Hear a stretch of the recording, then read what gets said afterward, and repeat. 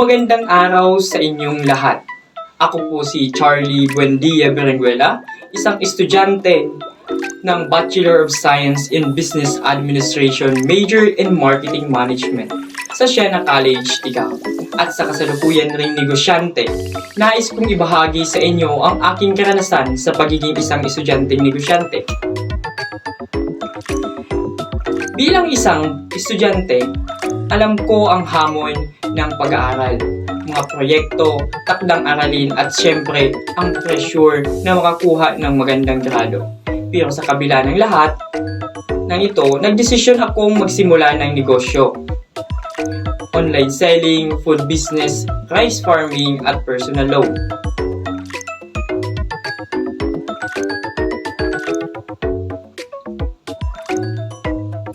Gusto kong matutunan ang halaga ng pera, paano ito pamahalaan. Ang negosyo ay nagbibigay sa akin ng pagkakataon na kumita habang nag-aaral.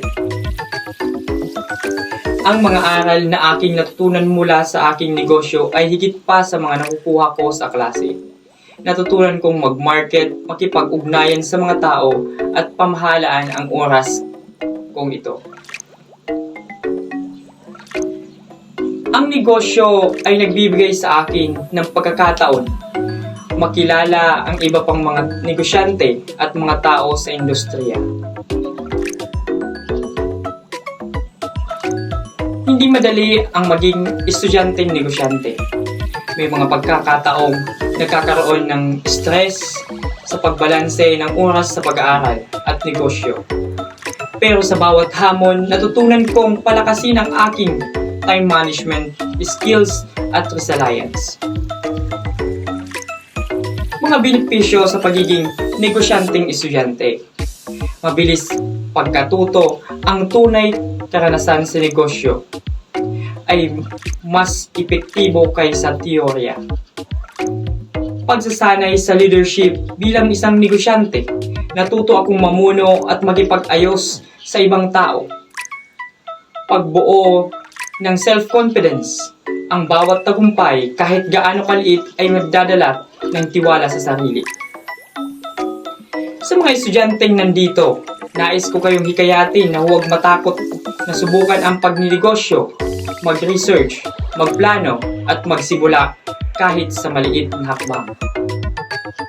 Bilang estudyanteng negosyante, malaking tulong sa akin at sa aking magulang dahil ang mga personal needs ko ay hindi ko na hinihingi sa aking mga magulang. Nabibili ko ang gusto ko. Nakakakain sa masasarap na kainan galing sa kita ko. Ang pinambabayad ko. Lilibre ko ang family ko, friends, kaya ano pa ang hinihintay natin? Magsimula ng magnegosyo. At dito nagtatapos ang aking maliit na mensahe.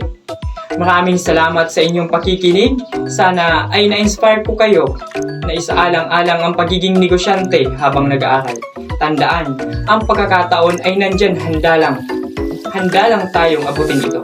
Thank you so much.